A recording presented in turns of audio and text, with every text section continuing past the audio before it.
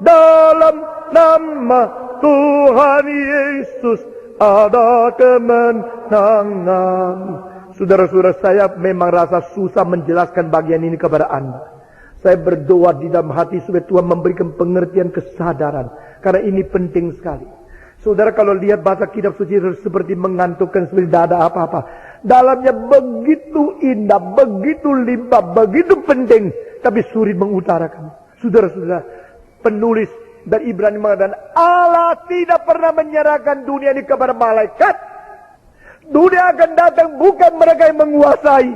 Dengan demikian sudah mengklaim satu konsep yang berbeda dengan kebudayaan orang Yahudi. Lalu yang mengatakan, tetapi di dalam nas Alkitab mengatakan dia serahkan kepada manusia. Siapakah manusia? Mengapa engkau menilik dia? Engkau memelihara dia? Engkau menyerahkan segala domba, lembu, segala sesuatu, burung, ikan di bawah dia supaya ditaklukkan alam semesta ke bawah kaki manusia. Berarti originally pada permulaan Adam dicipta untuk menjadi tuan daripada alam semesta. Kenapa sekarang kita menjadi budak daripada alam semesta? Kita mempunyai kekuasaan, bijaksana, kedudukan untuk mengelola seluruh bumi. Sekarang kita menjadi perusak lingkungan, perusak bumi. Saudara-saudara, yang disebut hari bumi yang dikomprensikan internasional di Brasilia, masih ingatkah? Yang diingatkan akan dalam 2 minggu yang lalu. Dunia ini sudah dirusak. Dirusak oleh siapa? Penguasa. Siapa penguasa? Manusia. Manusia bagaimana merusak? Untuk uang, kita bikin polusi. Untuk industri lebih maju, kita bikin rusak bumi. This is the only dwelling place can be inhabited by man. Saudara-saudara, seorang astronom pada waktu berada di bulan, yang noleh ke belakang, melihat bumi yang besar di angkasa. Kita kalau dia bulan kecil, tapi dari bulan dia bumi gede loh, saudara-saudara. Dunia, bumi ini jauh lebih besar daripada itu bulan. Besar sekali di situ. Lalu dia mengatakan satu kalimat, kirim kembali ke dunia. Biarlah manusia baik-baik mencintai bumi. Karena inilah satu-satunya tempat yang bisa ditinggal. Lingkungannya cukup untuk manusia. Tidak ada bumi yang lebih baik. Tidak ada dunia lebih baik. Saudara-saudara, ayo ke bulan yuk. Sampai di situ baru tahu. Tidak ada Coca-Cola. Tidak ada oksigen. Kacua pun tidak ada. Saudara-saudara. Waktu di situ engkau lihat lagi bumi. Begitu indah. Ada itu puncak, ada itu Carita. Ada Bogor, ada taman. Ada gunung, ada sungai. Begitu indah. This is the only dwelling place. This is created for man. Allah telah menciptakan dunia begitu indah. Mau bikin lebih indah sedikit lagi, tidak bisa. Bikin rusak banyak, bisa. Saudara-saudara, seorang Jerman namanya Leibniz. This is the best possibly created world. No other world can be created better than this one. Tidak ada satu dunia yang bisa dicipta Allah lebih indah dari dunia ini. Adalah dunia terindah. Tidak ada yang lebih indah. Terlalu indah. Terlalu baik. Sudah kotoran masuk ke laut. Kenapa laut terus tidak rusak? Kenapa tidak? Karena Allah sediakan asinnya, garamnya, kadarnya kira-kira 24%. Sehingga semua bakteri akan mati di situ. Heran ya? Jadi sejak Adam sampai sekarang kotoran, bau, semua yang rusak masuk ke laut. Laut tetap menjadi bersih. Sampai sekarang masih bagus. Karena apa?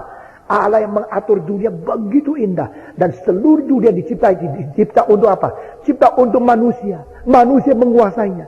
Tapi sekarang dunia menjadi dunia dikuasai oleh setan. Bagaimana? Karena ini terjadi sesuatu. Saudara, kalau tidak mengaku pernah adanya dosa yang mencemari seluruh alam semesta, saudara tak pernah mengerti mengapa dunia jadi begini. Hanya teologi, khususnya teologi reform, yang memberikan kunci, memberi jawaban seluruhnya daripada pengertian alam semesta. Saudara-saudara sekalian. Dan di sini dari angelologi menjadi kristologi.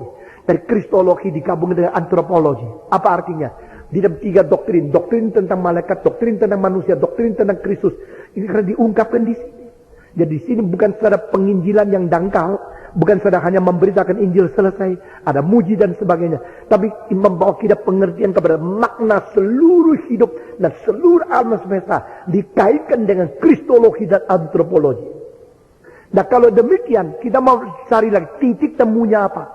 Kalau dunia dicipta bagi Kristus dan dunia diciptakan bagi manusia, bukankah ini terbentur? Tidak. Karena Kristus menjadi manusia kok. Mengerti maksud saya? Dunia ini dicipta bagi siapa? Bagi Kristus. Dunia juga dicipta bagi siapa? Manusia. Lalu bagi manusia atau bagi Kristus? Tidak terbentur karena Kristus pernah menjadi manusia. Jadi di sini penulis Ibrani itu mau tanya, yaitu apakah kita sudah sadar kalau apakah artinya manusia? What is man? Apa artinya manusia? Mengapa engkau menjadikan manusia yang begitu rendah tetapi boleh menguasai alam semesta? Itu manusia itu siapa? Itu Adam kah? Tidak. Kenapa tidak? Adam belum pernah menguasai manusia. Lalu siapa? Kristus. Iya. Kristus sudah menguasai? Tidak. Kristus juga tidak menguasai dunia. Karena dia dimatikan, dijatuhkan hukuman oleh Pilatus. Orang Romawi lebih berkuasa dari dia. Dan kalau demikian, kapan Kristus menguasai dunia? Maka kembali kepada ayat pertama. Dunia akan datang. Dunia akan datang. Jadi, the coming world. Nah, kalau sudah mengerti apa yang saya tafsirkan, kembali dan membaca lebih jelas. Sekarang kita baca lagi dari ayat 5. Saudara-saudara, semua membaca lagi. Ibrani pasal 2 ayat yang kelima. Sebab bukan kepada malaikat-malaikat semua. Sebab bukan kepada malaikat-malaikat telah ia lakukan, taklukkan dunia yang akan datang. Yang kita bicarakan ini. Lalu ayat ke-9.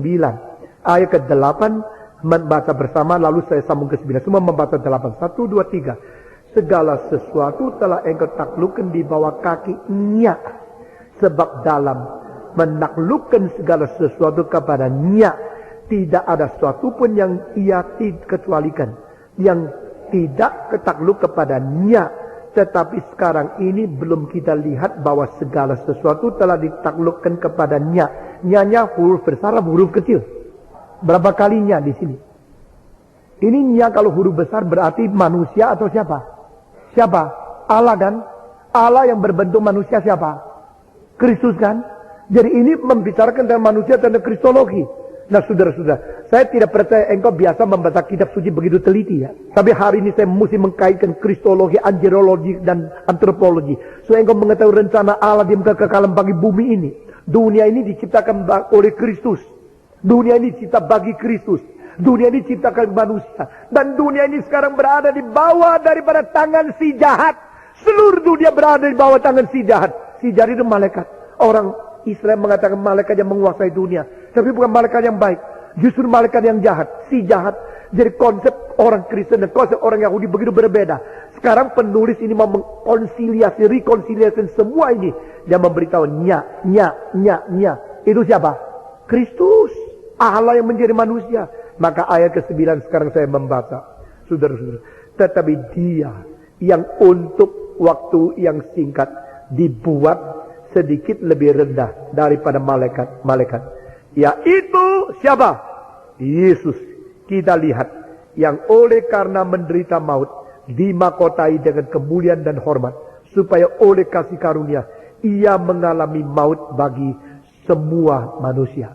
Nah, minggu depan kita akan masuk ke dalam apakah kristologi dengan kesengsaraan kematian itu ada martabat khusus untuk mempertingkat daripada sifat manusia yang tadinya diberikan mandat menguasai alam semesta.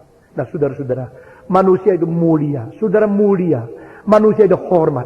Manusia tadinya dicipta Tuhan dengan hormat luar biasa. Tapi kehormatan itu sudah hilang. Bukan saja hilang. Kita tidak bisa lagi menjadi tuan rumah dunia ini. Kita tidak lagi bisa menaklukkan apapun. Kita tidak bisa lagi menguasai apapun. Bahkan kita sendiri jatuh di dalam dosa dikuasai oleh setan. Dan Kristus datang ke dunia untuk membereskan hal ini. Tugasnya berat luar biasa. Dia bukan datang merebut kuasa seperti politikus-politikus. Dia datang memelihara sesuatu prinsip Alkitab melalui kematian menuju kepada kehormatan dan kemuliaan. Saudara-saudara, saya kira hari ini saya tidak akan memperpanjang terlalu mendetail, dan minggu depan kita akan menjelaskan lebih tuntas lagi dan rahasia yang besar seperti ini. Saudara-saudara, jadi bagi orang Yahudi, mereka harus sadar malaikat tidak diberikan menguasai segala sesuatu. Mereka juga tidak merasa diri harus sombong karena Allah sendiri menguasai mereka. Karena dunia ini menurut kitab suci diserahkan kepada Adam. Dan Adam tidak pernah menguasai. Berarti Adam adalah manusia yang gagal. Berarti Adam tidak mencapai